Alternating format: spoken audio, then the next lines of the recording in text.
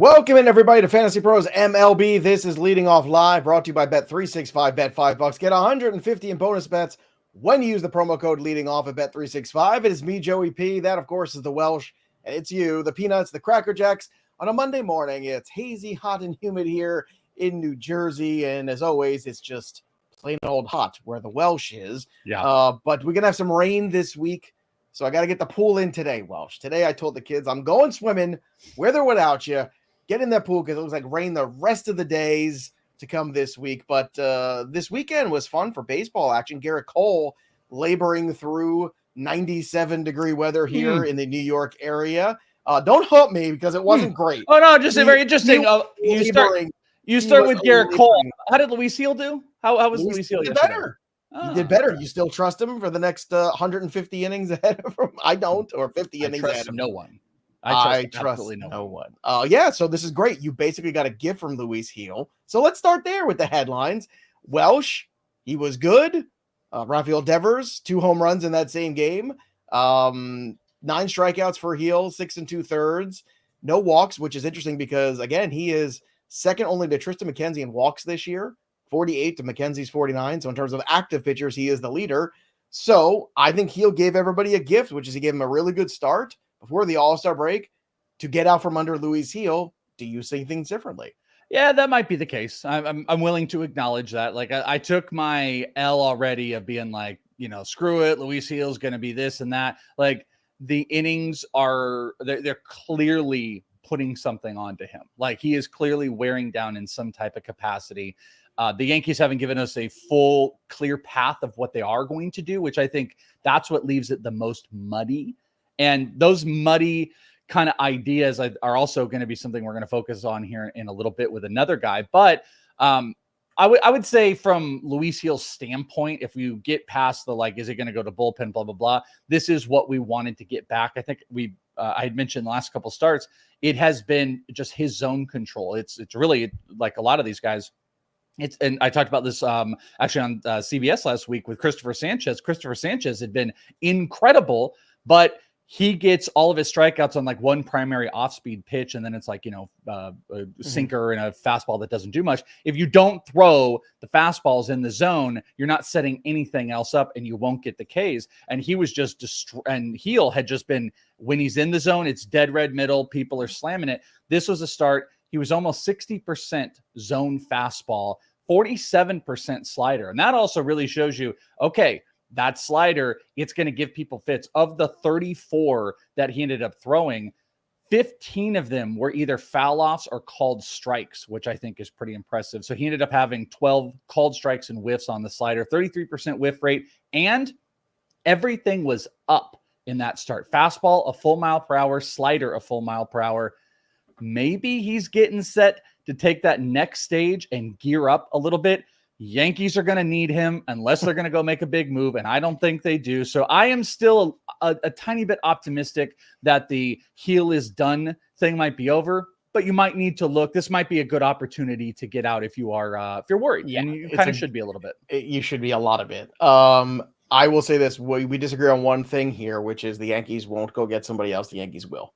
The Yankees didn't make this move for Soto here with no guarantees to not push the chips into the middle. I meant big. I don't think they're going to go. I think it will be big. Oh, do you? Okay. And I do. I don't know who it's going to be yet. Those pieces have yet to fall. Those dominoes. Is it a bat or a pitcher to you?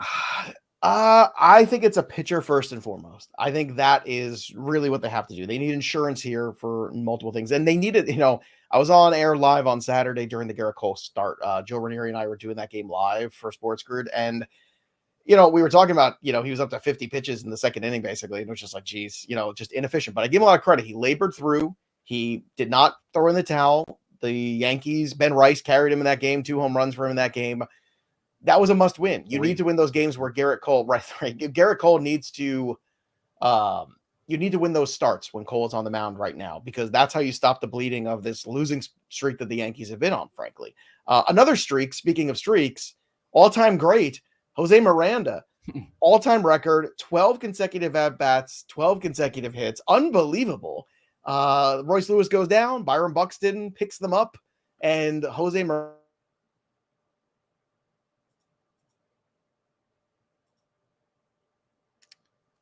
Uh-oh, was that me or Joe? Hey, it was just for a minute. It's just a blip on the radar. It's hot here. I told you the internet's being weird today. But don't worry, no puppets here. No puppets. But what I was saying was Jose Miranda is Byron Buxton, those guys, Brooks Lee carrying the torch here with Royce Lewis being out. But how long can this last for this Twins lineup? By the way, I was completely caught off guard by that. I couldn't even puppet Joe it because I was like, oh, I think that's me, but it was you. So I apologize.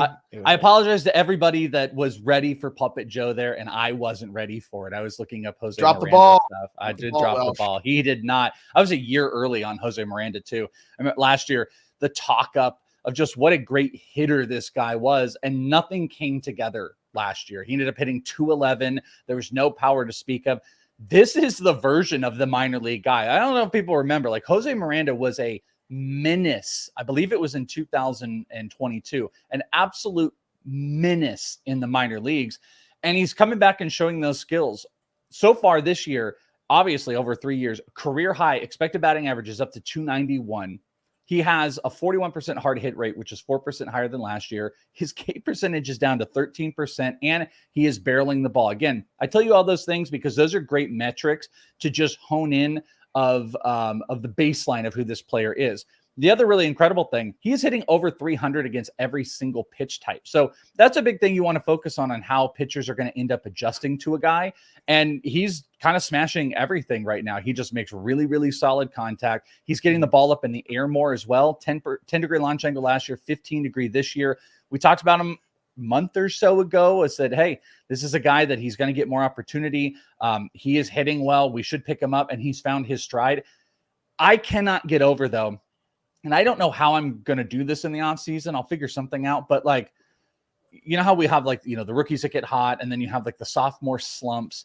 There's this new version of like, of how it's taking late 3 bloomers. years. I guess it's late bloomers, but it's this 3-year thing that's starting to happen where guys into their third season who have not clicked start to click. And I'm not really sure how we measure that outside of getting back to previous prospect pedigree to guys that surprised us that struggled. Not all of them are doing it, but we have seen a handful of players after a couple years. I mean, the league is also adjusting like differently every single year, but either way, Miranda, it's a great buy. Everyone's getting hurt. He sticks in, hits the absolute crap out of the ball. Awesome points league guy and a really good categories player.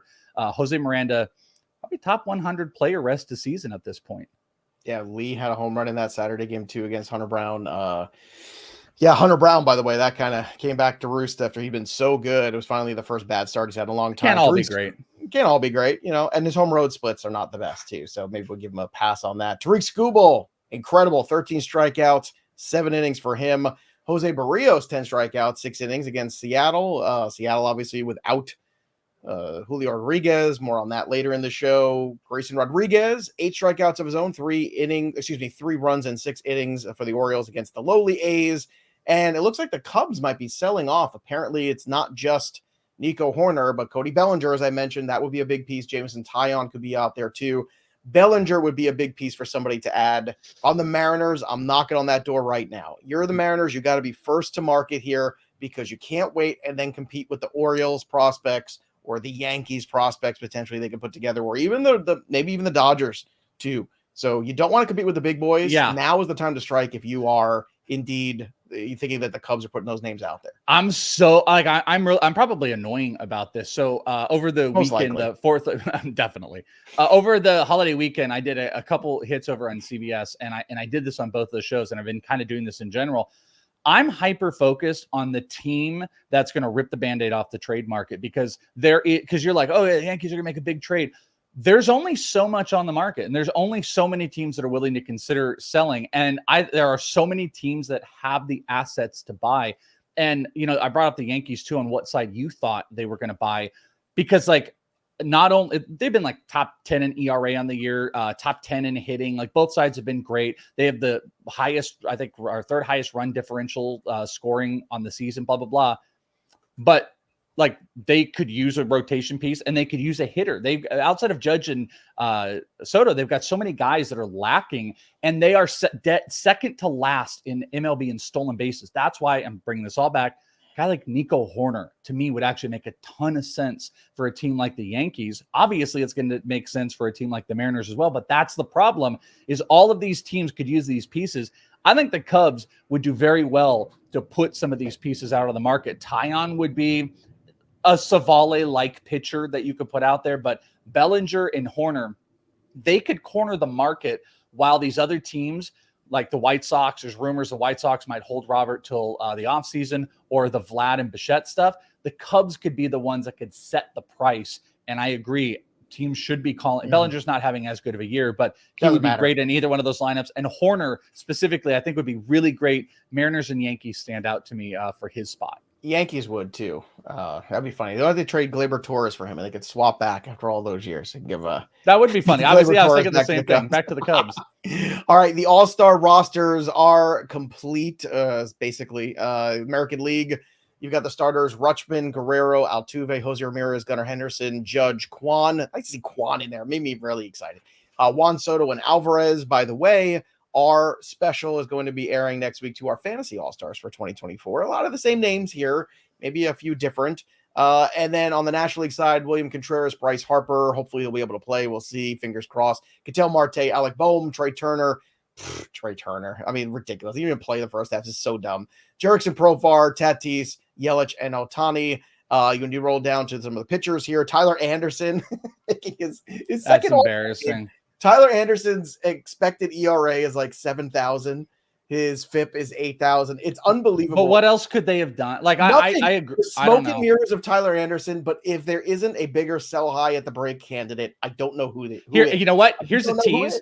The trade video we're going to do, the trade stuff we're going to do here is an all-star edition. I started this with Tyler Anderson. This was built around Tyler Anderson. Burns, Clase, Crochet, Gilbert, your boy, all-star, Clay Holmes, Tanner Houck, Seth Lugo, who totally deserves it. Leading the league, by the way, tied in wins, leading the league, and leading the league in ERA.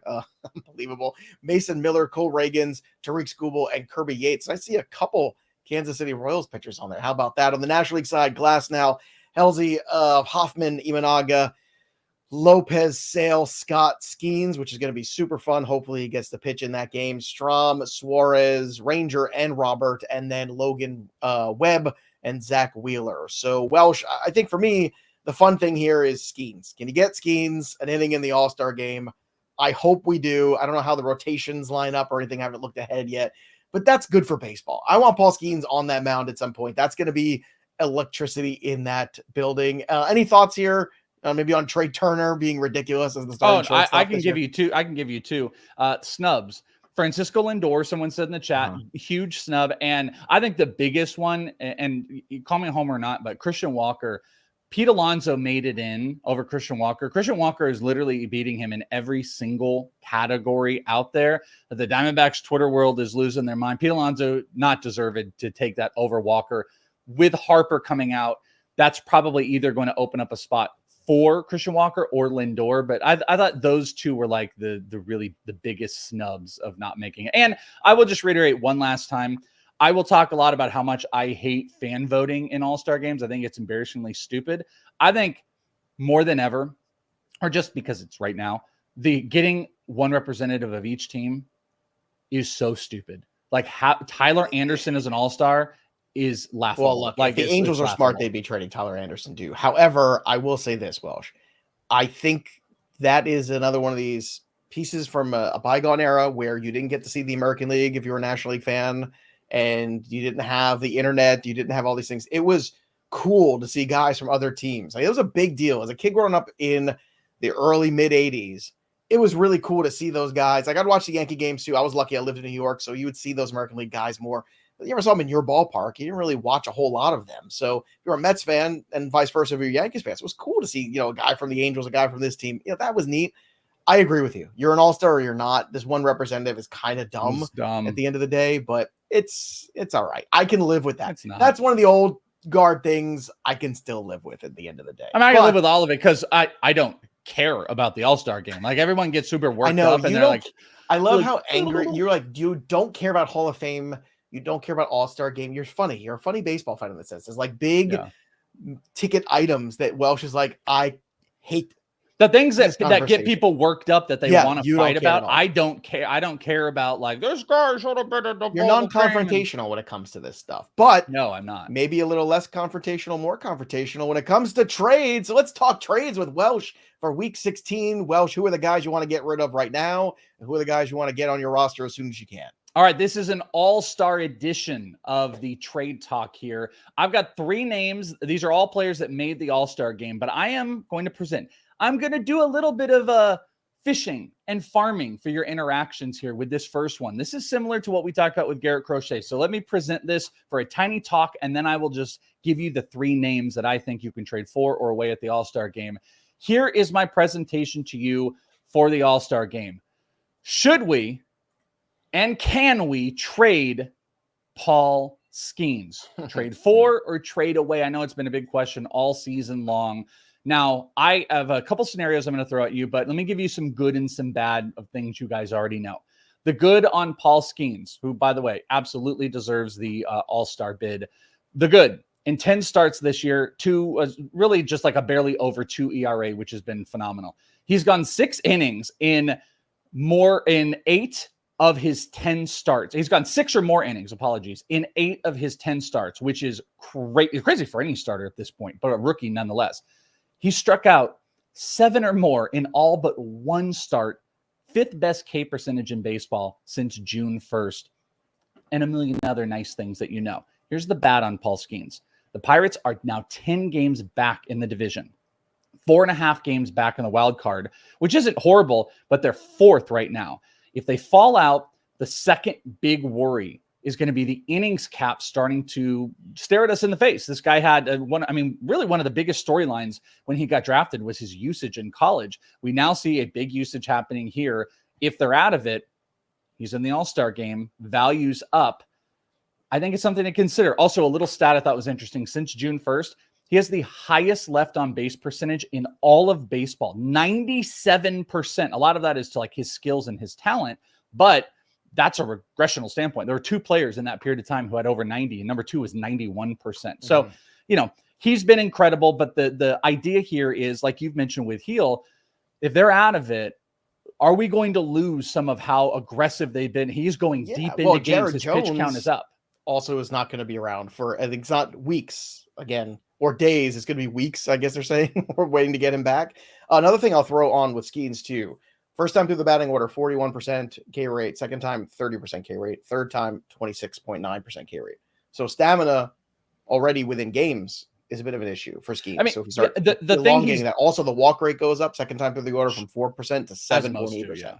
The one thing that he has going for him is the adjustments of fastball to splinter, and I think that keeps people live. But so here's the question, and I asked you guys in the comments below, whether you're watching live or you're watching this after the fact, let us know, are you a buyer in the sense that he's going to be a top 10 SP rest of season? He is performing at that level, and boy, we're going to have some great offseason questions. Or is this the time? He made the all-star game. Pirates are still kind of in the hunt a little bit, and they have said they're not looking to like shut him down. Those are a lot of things that work into building this value. So real quick, and then I'll present a couple scenarios. Joe, are you a buyer? He will be top 10 rest of season. Or are you selling where he is performing as a top 5 SP? So let's say you're trading him away and you're getting the asset of a top 5 to 8 type of pitcher you're trading away, or you're selling him in the top, or you're buying him in the top 10. So you can buy or sell Skenes. And I'm not telling you guys sell him as a 5 than buy him as a 10. I mean, that's just easy for me. I have concern about,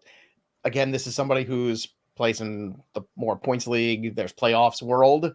That era that's upcoming soon in August into September scares me a little bit with Skenes. Now, if it's season-long roto, that's a different story. I'll probably take my lumps with Skenes. That's where I'll be. And I actually think maybe I do want to buy, in those formats. Kind of a good way to say it. Like in roto, I think Skenes at worst give you enough strikeouts and quality peripherals where I don't think it matters. Like I think you even take some of the dip if you need it, or if it gets shut down, you'll live with that because he gave you so much already. So you think you take it for the next 6 weeks. Otherwise, if you're in anything that's got head-to-head in it where there's playoffs, to me, that's the one where I'm just a little scared. Like, if you ask me, would I rather have like Scherzer or Paul Skenes August 1st? You're going to hate this answer. Most people, it's probably Scherzer. Oh, wow. See, that's not even okay. So I'm going to present a couple to you and then we'll go. That's actually shocking to me. Yeah, because like I agree. Is it? I mean, the guy Yeah. who's still got a high strikeout rate. I mean, I know he's older, but he's going to be pitching for the Rangers or a team that decides they are contending if the Rangers decide that they're not. It's more that you said August. Like if you would have said September, like I don't know, maybe, but August 1st. Like I like Skenes' talent is not my big question here. And I think it's risky. And that's why I'm bringing this up. And I'm dying to get your guys' takes. So put good takes on the comments so we can talk about it this week. But I'm not making the case from a talent perspective you move off. I'm making a case that I think there are some of those worries. And there's a lot. Skenes from Grizz. I'm going to still go Skenes on the upside, but it's close. Okay, so here are the two trades I want to give to you real quick. You can do this with Skenes, let's say. Who would you rather have rest of season? You got to get out like what your need is. Would you rather have Paul Skenes or would you rather have Ellie? I'll still take Ellie. I think that there's massive swings with Ellie where if he gets hot, he carries your whole team. Everyday player of that ilk. First round. I completely agree. And if he is at the level of top 5 right now, that might be something you can move off. You might be able to, yeah. Would you rather have Skenes? If you could trade Skenes to get Kirby and Alec Boehm, what would you do? What side? Kirby and Boehm? Yeah. And let's play the head-to-head playoff. I'll take Kirby and Boehm too. I like that. I think that's a really good value, to be honest with you. Okay, so those are the things I'm thinking of. So when I bring this up, not hating, think about capitalization where he is an all-star. He's at the tippy top of his game. Everything looks incredible, and the Pirates are still kind of in it. This might be absolute maximizing in the trade world, but let's see what you guys have to say in the comments, and we'll bring it up later this week. All right, Joe, I got 3 other all-stars we can look at trading for or away. Trading away, Shota Imanaga. Since June 1st, he's got a 5 ERA. He's actually been better than that, but it's still a 3.92 xFIP in that period of time. So that high 3 to 4 ERA range that I've been talking about. Also, his batting average against 279 in that period of time, which is the 12th worst among qualified starting pitchers. And I talked about that. I will say this cannot sustain. As Paul Skenes from June 1st on 97% left on base percentage, Shota 58.5% left on base percentage, which is 6th worst among all starting pitchers. And he's not walking guys too. So that's a lot of hits. That's a bad number that will positively regress, but I don't know how much. I think it might be a decent time to look at moving off of Imanaga as the second half goes on. 2 players I'm buying that are all-stars. I am buying Pittsburgh Pirates Bryan Reynolds. On the year, 284 average, 5 stolen bases, which is a very Reynolds-like season. The 16 homers he's got, those are an outlier. But since June 1st, as my marker I'm using today, he's hitting 346 with 9 homers and a 51.1% hard hit percentage. He has been phenomenal. I still think he kind of like falls under that line of excitement that people have. Bryan Reynolds is an all-star that I'm buying. And here's a struggling all-star who made it. One of those that you could question, how did they make it? Marcus Semien with the Texas Rangers. I mean, he made the all-star game despite hitting 232. The 12 homers helped, but on the year, he has just a 241 BABIP. Again, positive regression is coming in, which is about 40 points lower than his career, 50 points than last year. And since June 1st, he has the league's 4th worst BABIP at 204. So what I'm giving to you here is there's massive positive regression that plays in. And he has been traditionally a second half player. He has hit 20 to 30 points higher in the second half throughout. Rangers have talked about selling. I don't think they will. A lot of the underlying stuff is still there. I think you can buy Marcus Semien on the cheap right now. And that would be a guy that I am looking to pick up. 2 all-stars to trade for, 1 to trade away. And what the hell are you guys doing with Skenes? That's what we're looking at. And those are the guys moving and shaking. We're talking trades with the Welsh for week 16. All right, let's have a little fun. We'll run through some fun things, some nuggets. Eugenio Suarez, 3 for 4. Oh, maybe he's going to be or another week or so as a Diamondback. Maybe the Diamondbacks can trade him away. Maybe somebody's desperate for a bat. Maybe can send him back to Seattle too. Corbin Carroll, home run, his first since May 7th. Edwin Diaz, weird day for him. So he pitched an inning and a third against the Pirates. He allowed a hit, a walk, struck a guy out, blew a save, but ended up getting a win. So weird day for him. Heston Kjerstad, rookie 3-run homer for him. Brooks Lee, 2 for 4 with a run scored after a big day the day before. He's hitting 474 so far as a major leaguer. 3 up and 3 down. Christian Yelich, 3 for 4 with a homer and a double. Bobby Witt got me a dinger. Yeah, guess you're. Let's go, Bobby Witt. And Brady Singer limited the Rockies to 1 run over 7. 3 down. Dallas Keuchel, no stranger to this list. He is not the answer, Brewers. He is not the answer. 5 walks and 4 1/3. The Brood Crew, again, pick up DL Hall. I told you last week. I'm telling you again, you better do it. Ezequiel Tovar, hitless for the month of July. Another 0 for 4 with 3 Ks. He was on my sell list just 2 weeks ago. So that's looking like a good one, too, because they said, look, there's nobody around this guy hitting either. And Tovar's numbers are eventually going to come back down to earth a little bit, and they have. Cody Bellinger, maybe asking for an out. He's 0 for 4 yesterday, too, for a second straight game. So not good against the Angels. Injury notes. I mentioned Jared Jones before when we were having that discussion about Paul Skenes. He's going to be weeks away still, according to the Pittsburgh Pirates. Carlos Correa, who had been red hot, he told reporters on Sunday he expects to return for the Twins on Monday, so that's a big get for them. Nick Lodolo throwing a bullpen session this weekend. That's positive. Gleyber Torres was not in the lineup yesterday dealing with that groin injury, so he needed a blow for his groin injury that he's dealing with. I guess phrasing and timing is everything Welsh. Anthony Rendon, though, could be back today. Are you excited about that return, Welsh? I'm as excited as he is. I'm There as you go. excited Good as answer. he is. Jack Flaherty, who could be a piece, I think, that a lot of teams might go after. I could see the Yankees going after Flaherty. Absolutely. Thursday, he is back to start apparently against the Guardians, so close eye on that. That's going to be a huge start here for the Tigers and for Flaherty. If Flaherty looks good, goes 6 innings, gives up 2 runs or something like that, you better get on the horn and put him out there on the block and see what you can get. Now is the time to strike. You don't want a setback with that back issue. Devin Williams, remember him? He's going to throw a live bullpen session on Tuesday. We'll let you know how that goes. Clayton Kershaw with the shoulder, 2 simulated innings on Sunday. So far, so good. No ill effects. The MRI on Julio Rodriguez's quad showed no structural damage. And Blake Snell back on Tuesday against the Blue Jays. He's been dealing with a groin too. But that quad issue, the whole Julio season has been just misery.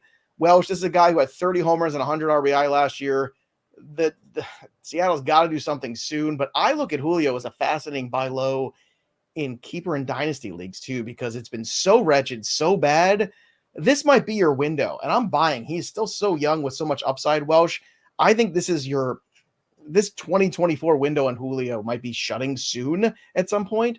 I want to buy him in those keeper leagues. What do you think about that? Yeah, I think this might be one of the better times to buy big talent in Dynasty because, Acuna's hurt. You're mentioning Julio has been down ticking. Corbin Carroll is kind of falling apart. I do think a bigger question is going to be about what does this mean to the long term? Here's what I will say. And what I mean by that is I think Corbin Carroll's changed. I don't know if this is going to fix. I don't know if it's a shoulder, which everybody keeps going about. We saw the one swing he had this weekend, which looked vintage Carroll. That was taking a high pitch up and out and showing that power 108 off the bat looked beautiful, but he still can't be consistent. I don't think we are going to get huge, big power output Corbin Carroll again. I think he's going to have to maybe change a little bit as a player, where I don't think Julio has changed. So I'm bringing this back to say, I'm actually a buyer still on Carroll because it's so ridiculously low. I need Julio to be lower, but I don't think there's a ton in the profile that is freaking me out that he's hitting breaking pitches worse this year, but a lot of the underlying stuff is still there. So I think the talent can bounce back. Not a lot of lineup support. Been a weird year, but yes, I completely agree. I'm buying on Julio. You don't get a talent this young, this good that's hit rock bottom like this. So Carroll, I just don't know Julio. If he's out of the top 10 for anybody. Though. That's the problem. You know what? I don't know, man.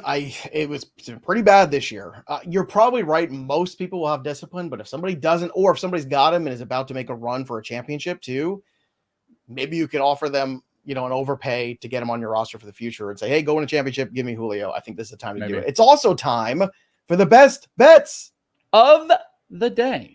With Joey P and the Welsh. Make sure you place your bets at bet365. Bet $5. Get $150 in bonus bets when you use the promo code leading off only at bet365. And of course, if you have a gambling problem, call 1-800-GAMBLER or 1-800-BETS-OFF in Iowa. Terms and conditions apply. Welsh, kind of a weird day on the slate, so I'm going to hyper-focus. Chris Sale on the mound for the Atlanta Braves, -1.5 on the run line. Are those Braves at -110? Joey Likey, even though it's on the road against Arizona, Chris Sale has been absolutely fantastic. The Sale props were a little juice today, so I'm staying away from the individual stuff with him. But in that same game, I am going to look to Matt Olson over on the RBI 0.5 at plus 130. That's a big number there for Matt Olson. Give that to me. Let him drive in a run today. And then I'm going to look at Ellie De La Cruz. I like 2 bets on Ellie today. You got even money on the over 1.5 total bases against the Rockies today, and over 0.5 steals, over the half steal there at plus 155. He's got more than 13 steals than anybody else in Major League Baseball. So give me Ellie to get those total bases, get the stolen bases, doubling down on those 2 at good money too. Those are my best bets of the day. But Welsh, what are yours? Well, I agree with you. It's a weird day, and there's not a lot. We actually have some similar things. It's been a great week, though. It has been a phenomenal week from my down tick back up. bettingpros.com/Welsh if you want to check some of them out. I've found a good stride on some stuff that I like right now as the year changes, but today, So back to what you said, we're kind of hyper-focused in some similar games. I'm also going to back the Braves against my Diamondbacks. Edwin Diaz is going to be making his Major League debut for the Diamondbacks. I will say he is a fascinating arm to pay attention to. He was one of the leaders in AA strikeouts. He's got a big old nasty curveball. Might be deceptive early on, but I'm a little bit worried about like young control issues. He's also really rocketed up the system. He's going against Chris Sale. I'm going to back the Braves and Chris Sale through the first 5 innings to be up by a run. Money line is not in play here, but if they are up by 1 run through the first 5, it's minus 125. That is a play. I love my first 5s as well. I'm going to play a first 5 money line bet. We are going to Andrew Abbott and the Cincinnati Reds first 5 money line, pairing it with Gavin Williams in Cleveland through the first 5 money line. They're both doable solo. It's just a little too juiced. But if I pair them together, I get almost 2-1 plus 194. So I'm playing both of those first 5s. First 5's a little bit easier than the money line, of course. And I laughed when I saw this on the sheet because I couldn't believe, how I don't go nuts into the individual hitter player props. I went straight to Ellie De La Cruz today. And I was like, I'm going to play some Ellie. I like the matchup. I like what we can get out of Ellie. I actually looked straight at the stolen base numbers. It's really juiced, though, for a stolen base. I don't hate it. But I'm going with you on the total bases. It's plus money. It's even plus 100 for 1.5 over total bases. And that is what I am playing with Ellie. Not a lot else I'm probably going to add to the weird slate here. And I want to be careful starting out the week because I've been on a good run. But you guys can always check it all out. bettingpros.com/Welsh, bettingpros.com/Joe, and download the Betting Pros app to check out all of our bets on what we got going down. And by the way, Welsh, that Wyatt Langford thing we talked about a couple weeks ago where it was plus 2,500. It's 2-1 now. It's 2-1. Last I looked, he was tied with it was him and him and Heel. Him and Heel were exact same odds. I think I haven't looked today. I wouldn't be surprised if Langford maybe took that over. Well, if you bought in at 2,500 and you bought in again at 600, like we told you, you're a very happy camper right now. And that's why you follow us, and that's why you watch, and that's why you subscribe to the Betting Pros channel, and of course to this channel as well, Fantasy Pros MLB. And those are the best bets of the day for Monday. All right, Welsh, let's take a look at the home run board over the weekend. See if I'm still hanging on. I am. I'm right there. 24, still alive. Thank you, Bobby Witt. You had to wait till Sunday to hit a home run in Colorado. I told you, it's a weird day, Welsh. So, again, not going to try to go too many places here. Ellie De La Cruz, I'm already invested, so let's just go with Ellie. Where are you going for your home run call today? I was going to go Ellie too, but you took him, and I don't want to ride with you because it's not good luck if I ride with you. Yeah. So I'm going to jump back over and I'm going to go Jose Ramirez for the day. I'm tempted to go with a Brave. You know what? No, I'm switching it. Now Jose Ramirez is guaranteed he's going to hit one. Guaranteed he's going to hit one. Go. We're going to go with Austin Riley. Austin Riley on the homer today. There you go. And don't forget, everybody, do something good. Go to fantasypros.com/MLB review. We've seen so many reviews, and one of them, again, 5-star review somewhere, fantasypros.com/MLB review. One of you is going to win this Orlando Cabrera jersey from the old school Montreal Expos. Man, I wish the Expos were still a team. I'd like to expand, go back to Montreal. That's where we're going to go if you're going to expand. Bring baseball back to weird-ass Olympic Stadium. That would be fantastic. Welsh, we'll be back tomorrow. But we got a meeting to go to, so we're going to go work for a little bit. This is Play. We hope you're having fun here on the channel. Again, subscribe. Drop your comments below. We hope to hear from you. Great conversation today about Paul Skenes and a lot of other things, too. That'll do it for us. But the story of the game goes on. For the Welsh, I'm Joey P. We'll see you next time, kids. All-Star Game's coming.